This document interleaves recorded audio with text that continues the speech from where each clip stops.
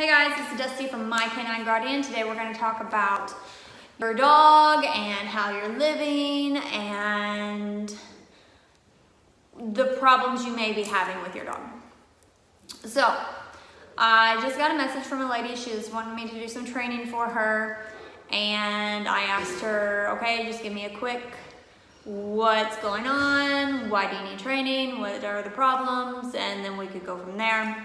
And so she names off probably about 7 things. And she's like, that's a lot, isn't it? And it was almost like she's embarrassed. And a lot of people do, they get that way. They're embarrassed to tell me what they're struggling with. And it's okay, don't be embarrassed, it's fine. I would so much rather, it's so much better not have to live the way you guys are living. We love our dogs and we want the best for our dogs and we want the best for us too. You know, there's a reason why we have them. And it's just very interesting to me how people, you know, that's what we do. We train and we breed.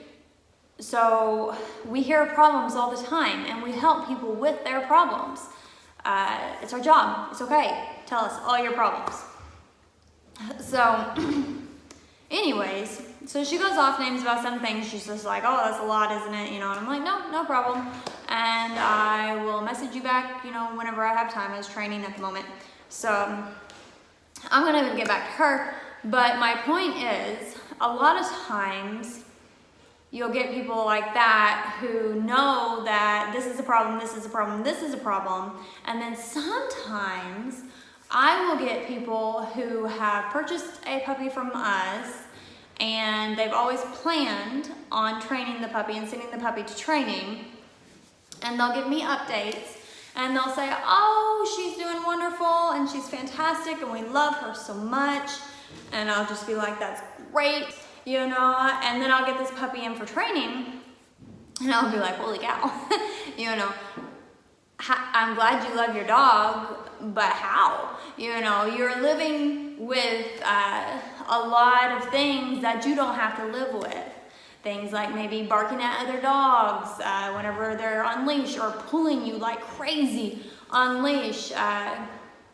Just things that can be fixed, and that's why I'm making this video, is because guess what, guys? All your problems, they can be fixed, or at least they can be minimized. And usually you can name off about 7 problems and people don't realize you don't have to fix every individual problem. You just go to your foundation and you start working and building a better foundation up with that dog. And then that will start to fix all kinds of problems. And you just, you know, it's the basic foundation relationship that you have with your dog that needs to be worked on to fix so many different things, and they just start falling off the list. So, you know, my point is, don't be embarrassed if you struggle with some things with your dog, to go to a trainer, ask for help, tell them your problems.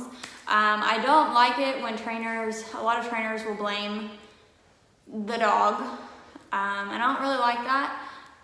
So be careful with who you choose for training. One thing we do is for a long time, we only took dogs from our program. And I've done that for many reasons.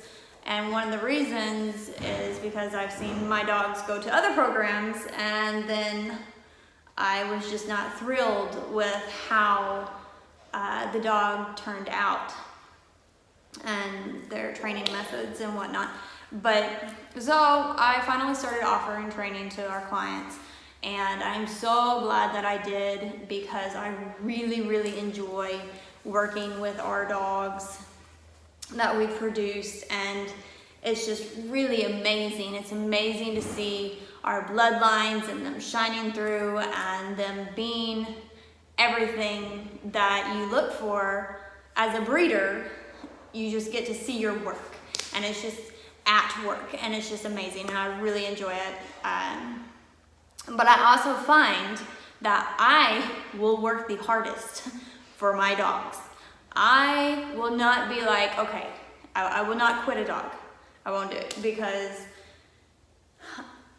I know, you know, a dog may be showing me something and I'll be like, okay, well, why are we showing this way? I won't just be like, the dog is this way and this is how it is and this is just what you have to live with.